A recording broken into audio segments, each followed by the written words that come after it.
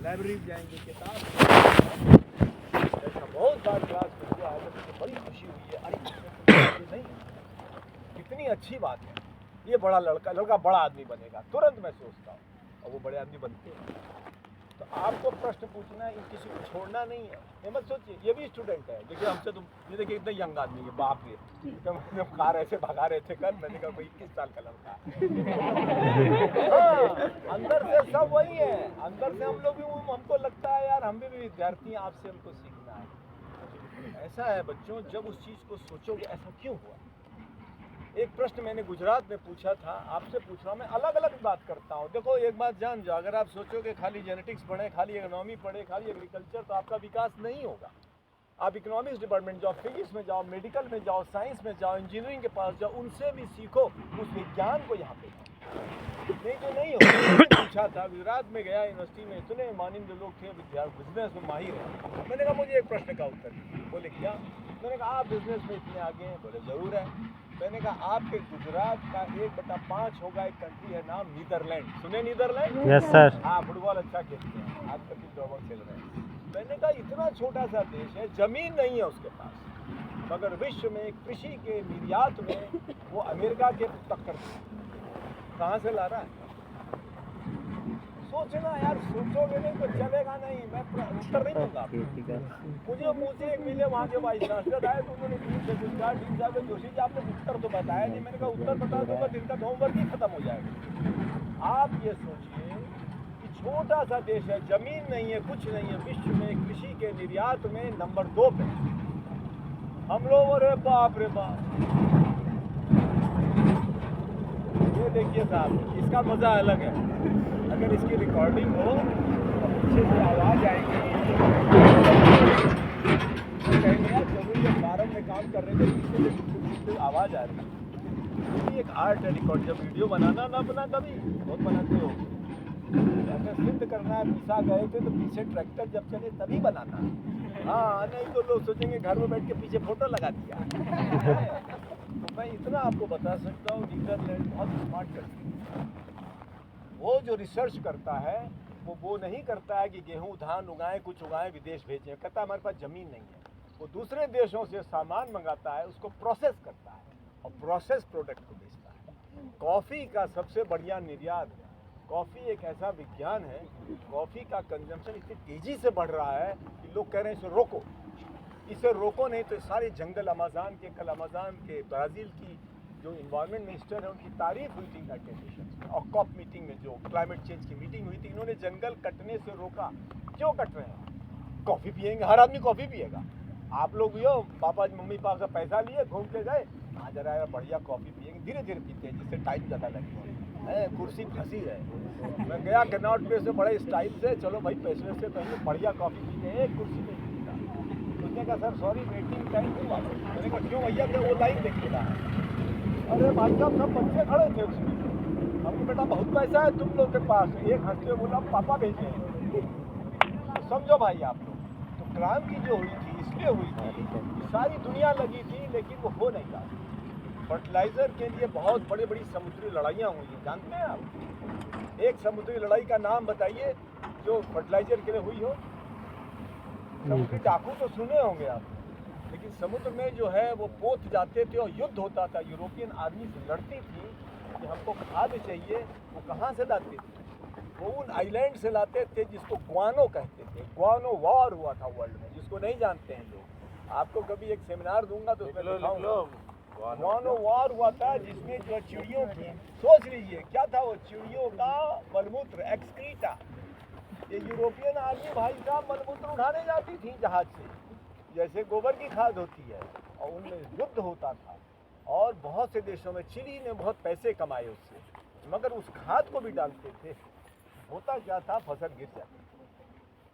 तो बौने गेहूं है, बौने धान का जो विकास हुआ उसका सिर्फ यही फायदा है, जैसे बिटिया ने बहुत अच्छा बताया कि पानी दो, खाद दो, गिरेगा नहीं भाई साहब। जैसे हमारे पहलवान लोग गिरते नहीं है ना, कुश्ती में यही तो है बेटा, गिरना नहीं। कौन पहलवानी करता है इसमें? एक भी कोई रेसलर है? अरे क्या, चलो आप तो करते हैं महाराज, बधाई हो आपको। भाई साहब कबड्डी तो खेलते होगे, हाथ उठाओ। हाँ, हॉकी कौन खेलता है? हाथ उठाओ। फुटबॉल कौन खेलता है? क्रिकेट का तो मैं नाम ही नहीं लूंगा। टेबल टेनिस कौन खेलता है? अरे मेरे भाइयों, क्या कर क्रिकेट सब खेलोगे क्या? बास्केटबॉल हाँ, कौन खेलता है? ऐ शाबाश, बहुत अच्छी बात है। तो मैंने ये क्यों पूछा था पहलवानी कौन करता है? पहलवान को गिरना नहीं होता है, ये सबसे अच्छा कौन जानता था? डॉक्टर बोरलॉग, क्योंकि वो पहलवान था। कॉलेज के दिनों में वो पहलवान था। और जो शल हल की कहानी सुने हैं ना, शल जिसने हाइब्रिड का वो कॉन्सेप्ट दिया था हाइड्रोसिस का, वो अपने कॉलेज में पोछा लगा। इतना गरीब बच्चा था, जिस कॉलेज में पोछा लगाता था उसी कॉलेज में उसको 100% मार्क थ्रू आउट मिला। जितने भी कोर्स पढ़ा 100, हमेशा 100, और पोछा लगा। कहाँ से कहाँ गए? तो बोरलॉग साहब पहलवान थे, तो बाद में 90 साल की उम्र में भी कहते थे मैं हार नहीं मानूंगा। पहलवान की क्या विशेषता होती है? कभी हार नहीं मानूंगा, गिर जाऊंगा उठा के फिर तुम्हें पटक दूंगा।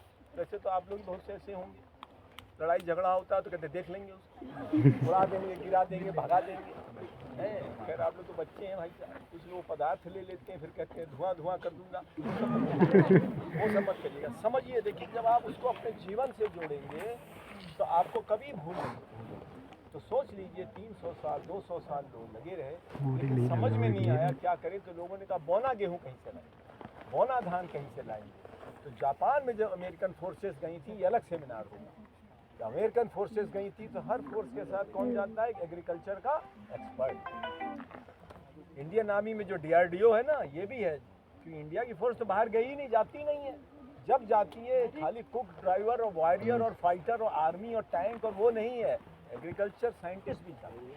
उसने कहा अरे तो बोना गेहूँ है, उसको ले करके आया, वोगल साहब को दिया। वोगल साहब ने उसको विंटर व्हीट में डाला। ये कौन सा व्हीट है? स्प्रिंग है। क्या होता है स्प्रिंग व्हीट और विंटर व्हीट में अंतर? कोई जानता है? ये कौन सा व्हीट है? स्प्रिंग जाड़ा है, तो स्प्रिंग व्हीट क्यों कहते हैं? Sowing time. क्योंकि दुनिया, अरे सोइंग टाइम तो वही है, विंटर व्हीट भी अक्टूबर नवंबर में ही लगता है। इसलिए कि ये सारी चीजें टर्म आए विदेशों से। उन्होंने ये देखा यूरोप में कि वो जब गेहूं लगा देते हैं तो बर्फ गिरती है, तो बर्फ में वो दबा रहता है 2 महीने, फिर वो घास की तरह उगता है। क्योंकि बिना बर्फ के उसमें वर्नलाइजेशन नहीं होगा। फिजियोलॉजी पढ़े, एक दिन वर्नलाइजेशन पे भी क्लास लेनी पड़ेगी। वर्नलाइजेशन, जैसे हम नींद न लें तो सवेरे मज़ा नहीं आएगा। नींद अगर डिस्टर्ब हो गई तो न कुछ याद होगा। इसीलिए कहा जाता है सुबह जल्दी उठो, शाम को जल्दी सो, क्योंकि हमारा बॉडी उसलिए बनी हुई है। जो रात में देर तक बच्चे पढ़ते हैं, आपको मेरा संदेश है, जो भी याद करेंगे सवेरे गायब हो जाएगा। आप कहेंगे हमें क्या जरूरत, हम तो मैनेजमेंट में जाएंगे, आर्मी अफसर बनेंगे, वहाँ भी एग्रीकल्चर आपको नहीं छोड़ेगा। क्योंकि फूड क्राइसिस जैसा मैंने परसों बोला था, आप लोग फिर बातचीत कर रहे थे, पर नहीं। तो उसको विंटर व्हीट कहते हैं। गेहूँ जो लगाया जाए, फिर बर्फ गिरती है उस क्षेत्र में, फिर वो उगे, उससे कहते हैं विंटर व्हीट। ये कितने महीने का होता है? 10 महीने। तो साल में आप लगाएंगे एक। ये स्प्रिंग व्हीट क्यों है? कि बर्फ नहीं गिरती है। ये कितने महीने की क्रॉप होती है? 4 से 5। तो स्प्रिंग व्हीट में जो है, जो वोगल साहब ने विंटर व्हीट में काम किया, तो विंटर व्हीट वाले सब अमीर देश थे। तो उन्होंने बोरलॉग को कहा भाई इसका कोई फायदा नहीं, यूरोप तो वैसे ही अमीर है, आदमी है नहीं खाने के लिए, आपको पता ही होगा। आदमी नहीं है दुनिया में, आपको पता, आबादी नहीं बढ़ रही है। पुतिन साहब कह रहे हैं आबादी बढ़ाओ भाई साहब। हमने कहा इंडिया के आधे लोग ले लो भाई साहब। जापान में इन्फ्लेशन नहीं बढ़ा है, 30 साल से जापान में किसी मकान का दाम नहीं बढ़ा है। किसी जापान में 30 साल से किसी मकान का दाम वही है। वो एक इकोनॉमिक्स वाले को रिक्वेस्ट करूंगा, उसका लेक्चर अलग से दे दें, ऐसा क्यों होता है? आप सोचिए क्यों नहीं बढ़ा 30 साल से? हमारे क्यों मकान दोगुना हो जाता है? अरे ये सब भी सोचना पड़ेगा, खाली इसको पढ़ोगे तो पागल हो जाओगे। सब कुछ सोचो, उसको मिलाओ और जोड़ो। तब क्या हुआ कि उन्होंने बोरलॉग को दे दिया। देखिए कितना बड़ा आदमी था वोगल, कितना बड़ा साइंटिस्ट था। विंटर व्हीट में कर दिया, विंटर को ड्वार्फ कर दिया, मगर फायदा नहीं। उनकी कुंडली में नोबेल प्राइज नहीं लिखा था। लेकिन हम लोग उनको याद इसलिए करते हैं कि वो नहीं किए होते तो बोरलॉग को दिक्कत होती, देर होती। तो बोरलॉग ने उसको स्प्रिंग से क्रॉस करना शुरू किया, क्रॉस किया, वैरायटी मिली, इंदिरा गांधी से मिल लिया, स्वामीनाथन से मिल लिया, पाल भाई साहब हमारे रिश्तेदार नहीं थे, क्षमा करते, उनसे भी मिल लिए। सबने कहा वेरी गुड, इंडिया में लाओ। सन 64-63 में आए, पहली बार 64 में आए, एकदम से भारत में उत्पादन दुगना हो गया। उससे क्या बन गया? बुरा मत मानिएगा, बांग्लादेश। क्योंकि भारत में इतनी ताकत आ गई कि अमेरिकन फोर्सेस, देखो हर चीज जुड़ी हुई। जब पेट भर गया तो हमारे में आपने विश्वास आ गया हमारे नेताओं में। उन्होंने कहा बांग्लादेश को हम अलग कर देंगे। अमेरिकन बेड़ा आया, उन्होंने कहा हमें तुम्हारा अनाज नहीं चाहिए। और 10 साल पहले क्या हेडलाइन होती थी? कल हेडलाइन क्या थी? आज की हेडलाइन पढ़े अखबार? कितने लोग पढ़ते हैं? कल तो सांसद भवन में कुछ अटैक हुआ। अरे छोड़ो अटैक यार, वो छोड़ो भाई साहब। और क्या हेडलाइन थी? हाँ चलो अच्छी, गुड गुड। आज की हेडलाइन अखबार पढ़ता है कोई? आज की नहीं पढ़ता। भगवान मालिक है आप लोगों का। 4 अखबार पढ़ा करिए। हाँ 4 अखबार पढ़िए। कैसे कैसे सेंसर करते हैं। ये नहीं कि लेके बैठ गए शाम का, पिताजी कह रहे पागल हो गया। सेंसर करिए, आपको क्या अच्छा लगता है उस पर गहराई में जाइए, उसके एक्सपर्ट बनिए। स्पोर्ट्स अच्छा लगता है, स्पोर्ट्स को पढ़ जाइए। उस समय हेडलाइन क्या होती थी 1960 के दशक में? आज चेन्नई के बंदरगाह में अमेरिकन जहाज आया जिसमें गेहूं लदा हुआ। अगले दिन आता था आज कोई जहाज नहीं आया, कोई जहाज नहीं आया। ये खबर होती थी क्योंकि हमारे देश में अनाज खाने के लिए 4-5 साल में ही इन वैरायटियों ने ऐसा कमाल किया। साथ में धान में भी काम हो गया, मजा आ गया। आप लोग स्मार्ट लग रहे हैं टाई शाई लगा के। हम भी कोट वोट पहन लिए हैं भैया, इनको तो ठंड नहीं लगती है, हमें तो पहन लगती है। तो देखो कैसे देश आगे बढ़ता है। तो जो एग्रीकल्चर जो होता है, agriculture food security, national security होती है, वो आपका आत्म स्वाभिमान। आप सोचते हैं प्रोडक्शन बढ़ गया, जेनेटिक्स हो गई, ये हो गया। अरे उसको छोड़ो, इकोनॉमिक से, देश की ग्रोथ से, दुनिया में क्या हो रहा है, यूक्रेन में युद्ध हुआ तब आगे बढ़ो। हमारे ये बालक लोग बहुत होशियार हैं, आपको बहुत बढ़िया बढ़िया बात समझाएंगे। मैं तो कहानी सुनाने आया था जिससे आप भूले नहीं कि आप कहाँ गए। पीसा है भाई साहब, पीसा है। 90 साल की उम्र में जब बोरलॉग साहब के पास गया, ये तो आज जाड़ा है। मार्च में इतनी तेज गर्मी थी, व्हील चेयर में आए थे, ब्लड कैंसर था। तो जब वो जलसा हुआ, तंबू लगाया गया, हवाई जहाज से आए थे स्पेशल। जलसा हो गया, भीड़ लगी थी, सबने फोटो वोटो खिंचाई आपके स्टाइल में। कोई टेढ़ा हो रहा है, कोई मेढ़ा हो रहा है। ये नहीं देख रहे साहब कि 80 के हैं कि 50 के हैं, साहब गिरे जा रहे हैं लोग उसी में। और जब हो गया तो सब भागे गाड़ियों में। तो बोल लोगों ने कहा नहीं, मैं खेत में जाना। 90-91 साल की उम्र में ब्लड कैंसर का आदमी व्हील चेयर में खेत में आया। इसी तरह के फसल बड़ी थी। और जाके कहते हैं, हमारे दोस्त थे रवि सिंह जो डिस्टिंग्विश साइंटिस्ट थे, ये रवि गोपाल है, उनको हम रवि सिंह बोलते हैं, अभी रिटायर हुए, डिस्टिंग्विश साइंटिस्ट थे हमारे। बोरलॉग राजाराम रवि सिंह, ये चेन थी। अब नेक्स्ट आएगा कोई, ये सब दिग्गज वैज्ञानिक रहे हैं। सौभाग्य से मेरे स्कूल में 1 साल मुझसे सीनियर थे, बड़े मित्र आदमी। उन्होंने कहा रवि मैं तुम्हारी वैरायटी में एक बीमारी देख रहा हूँ। कहाँ से वो देख लिए? व्हील चेयर में, उसमें रस्ट लगा हुआ। रस्ट एक स्पोर होता है, रतुआ जैसा, समझ रहे हैं? ये होता है काम करने की इच्छा। जब क्रिकेटर फेल होता है ना, तो रात में लाइट लगा के छक्के मारने की प्रैक्टिस करता है, हाथ छिल जाते हैं, मारता रहता है कि जब तक टीम में नहीं आ जाए। आपको वैसा बनना है। जरूरी नहीं है एग्रीकल्चर में आओ, कहीं भी जाओ, मगर जो पढ़ो अच्छी तरह पढ़ना। उसको जब चारों ओर से जोड़ोगे कि हम कौन हैं, आप कौन हैं, हम यहाँ क्यों आए, मेरे पिताजी क्या चाहते हैं, गुरुजी क्या चाहते हैं, आप क्या चाहते हैं, तब तक कुछ नहीं समझ में आएगा। ये विज्ञान, कृषि का जो विज्ञान है ना, ये जीन, तो वो जीन आई तो उसने उसको बौना कर दिया, RHT जीन। उस वैरायटी का नाम जानते हो जिसने सारी दुनिया में क्रांति मचाई थी? पहली बौना गेहूं कौन सा था? सोनालिका 64। काफी करीब हो, वेरी गुड। देखो आप देखो, सही आंसर तो मुझे भी नहीं पता होता 50 बार। आपसे मेरा आत्मविश्वास इतना ज़्यादा है, मैं जो बोलूँगा कहेंगे सही होता है। मैं अगले दिन आके कहूँगा अरे भैया कल गलती हो गई थी, ये सही आंसर है।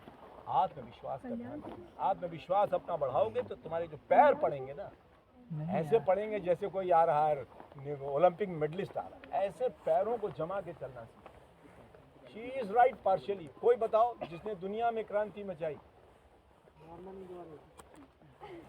Right, he is also right, little bit different, थोड़ा अलग। और बताओ, अरे बोलोगे तो याद रहेगा।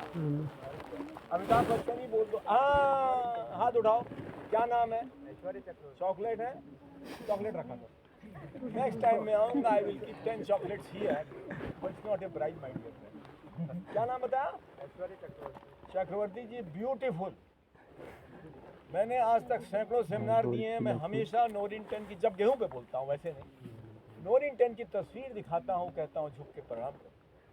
न ये नोरिन 10 होता, जापान का 1934 में रिलीज़ हुआ था, न बोरलॉग साहब इस्तेमाल करते, न हम भुखमरी से बाहर आते। और वो कौन सा वैज्ञानिक था? पता है आपको? होमवर्क दे दें?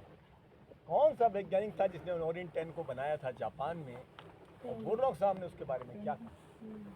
बोरलॉग साहब ने कहा था उसकी तस्वीर को दिखा के बड़े भारी सेमिनार में नोबेल प्राइज के बाद, अगर तुम न होते तो मैं न तुम्हारी वैरायटी होती और न हम होते, न ये रिसर्च होती।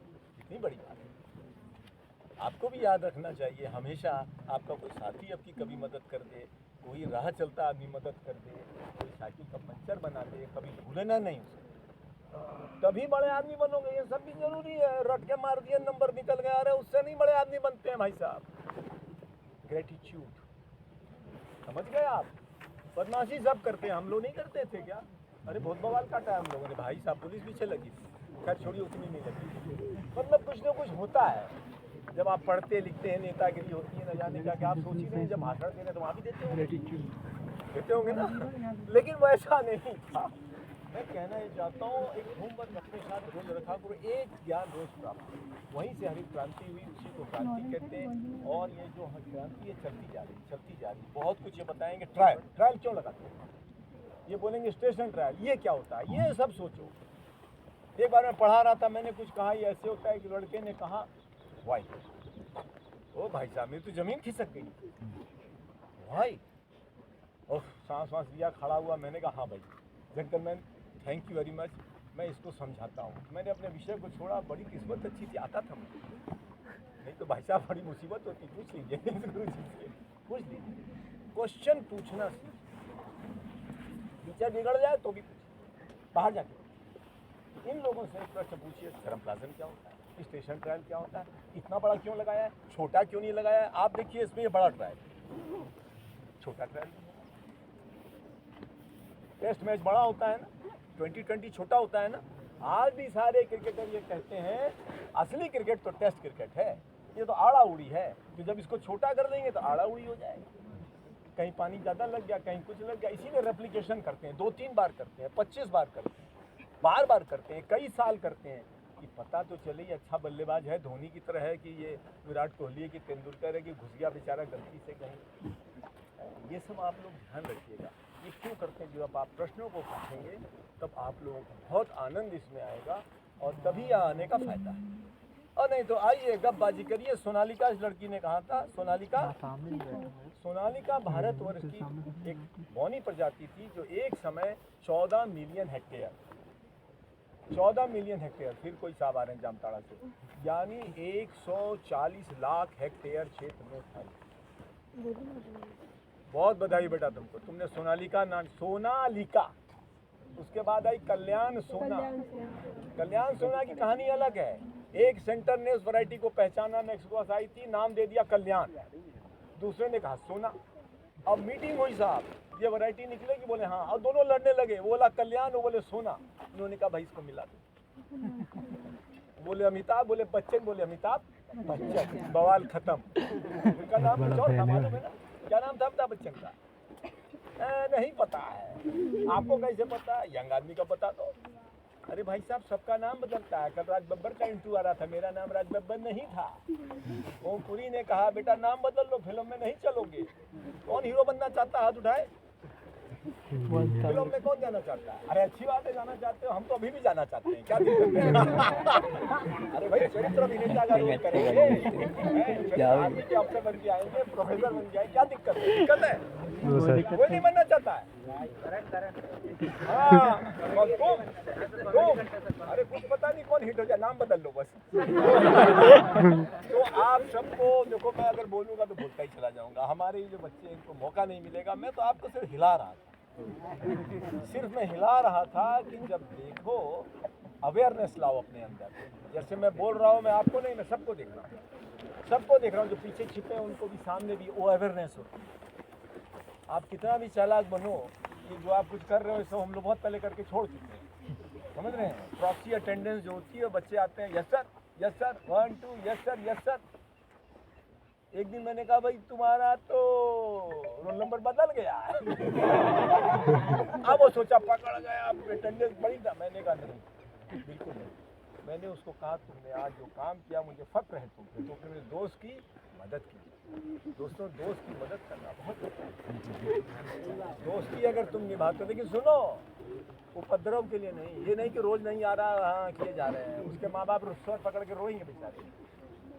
भाई सबके पास पैसा नहीं है, भाई धनी लोग होंगे, इसमें काफी धनी लोग दिख रहे हैं वैसे। यानी एक नाम और किसी ने बोला था ना बेटा, किसने बोला था? सोनालिका के अलावा किसी ने बोला था? बोरलॉग? कौन बोला था Borlaug? Ranjeet. I think he is correct. अब बोरलॉग 100 यहाँ लगी हुई सर। बोरलॉग जी के सम्मान में बोरलॉग 100 नाम से इस प्रजाति को use किया।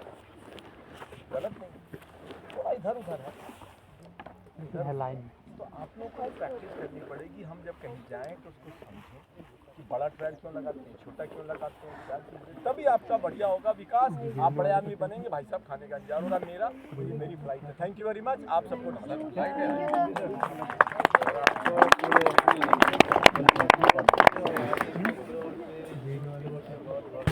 भाई साहब मुझे तनख्वाह इसीलिए